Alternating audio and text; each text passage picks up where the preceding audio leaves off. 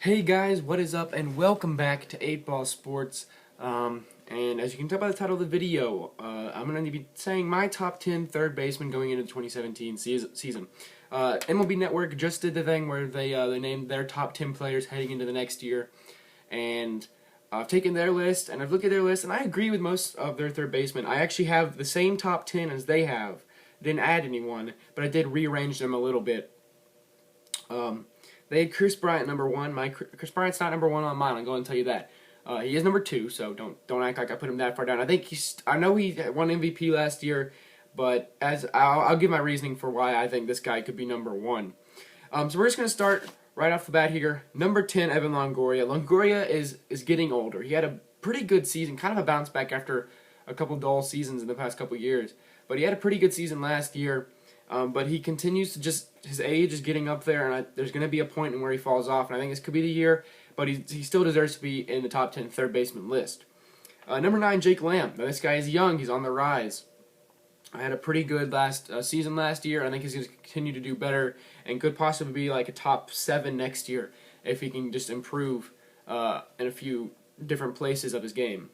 Number 8, I have Anthony Rendon. Now, they had Anthony Rendon at 10 on their list. And I personally feel like Anthony Rendon slid under the radar for a bunch of people, but you go look at his stats. He had a fantastic season, and I think he's going to do even better in 2017. Number 7, I have Justin Turner. He was number 6 on their list, and I think Justin Turner is a very, very talented player, and I think he showed that. I don't know. I think he's really, really good. There's a reason, he's number 7. They had Seager at 7 and then him at 6, and I put Seager at 6. I'll get to him in a sec, but I feel like Seager just kind of edges him out because he's a little younger, and to me, he's shown a little more potential than Justin Turner to going into this year.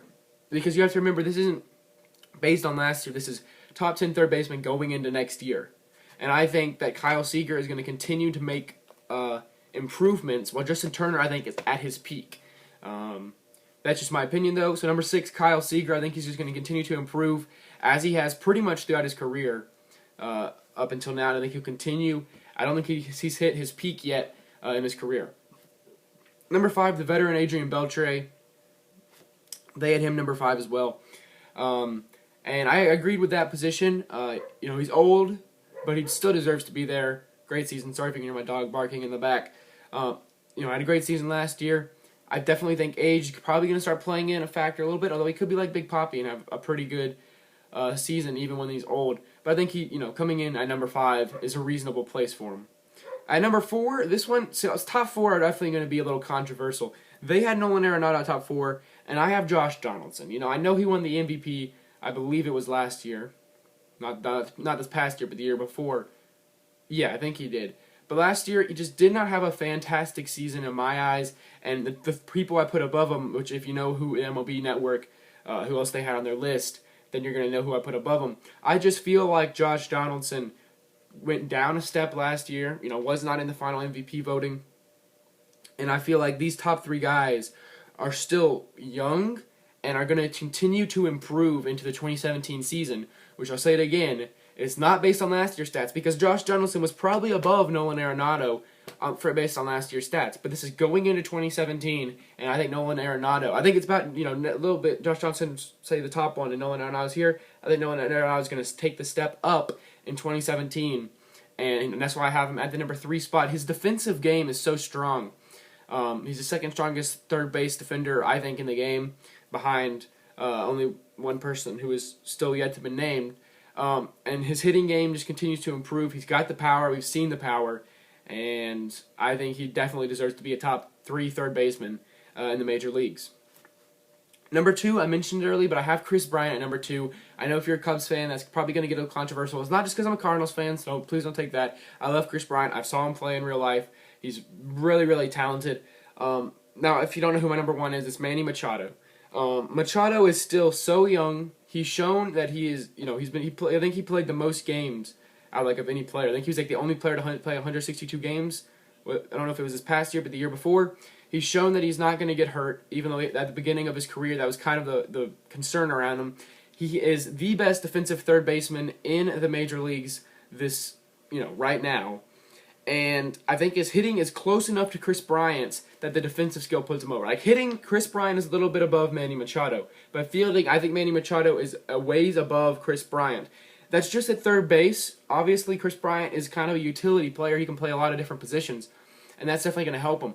But this is based on third base position. We've seen what Manny Machado can do. He has such a great arm, and he's just really good reaction skills. And I think his hitting isn't that big of a drop-off from Chris Bryant. Also, Manny Machado can play shortstop, so, I mean, like, he's kind of a utility guy, too. So, I have Manny Machado number 1. That's probably going to be criticized. They have Manny Machado number 3 and Josh Johnson number 2. But, again, I think this is mine. You know, I want to focus on going into 2017. And I think my top 3, Arenado, Bryant, and Machado, can all improve going into the next year. While I think that Donaldson and Beltre are going to not necessarily go down in production, but going to stay the same. I think they've hit their peaks. Beltre is probably starting to kind of decline. Donaldson, I think, hit his peak. He hit his peak with his MVP season. Last year was not a bad season by any means, but he's going to stay at that peak or maybe start declining a little bit. I don't think he's going to go over any of these guys. I think Arenado, Bryant, and Machado, they're still on the rise, which is crazy because Chris Bryant won MVP, and I'm saying he's still on the rise. And then I think Arenado and Machado are definitely going to be in the talk for MVP in years to come. And who knows, maybe even 2017. So this is my top 10 third baseman. I think I'm going to get every position done just like MLB Network. I'm not sure. It probably won't be every day. This should come out Sunday, the day of the playoffs in the NFL. So I'll probably be watching that. Hopefully I can remember to upload this. If you guys did enjoy, be sure to like the video. If you agree, disagree with mine, be sure to leave it in the comment section. Be sure to leave, why you thought, say, Chris Bryant should be number 1, or Josh Johnson should be up higher, or maybe a guy in the top 5 should maybe be in the top 4. I don't know. And then if you like content like this, you like, I don't know, you like just talking about sports, then be sure to subscribe to the channel. We have a good amount of content like this at 8 Ball Sports, and I would really appreciate it if you would drop a subscribe and a like. I don't know if you can drop a subscribe, but drop a like and subscribe to the channel for more content like this, and I will see you guys later.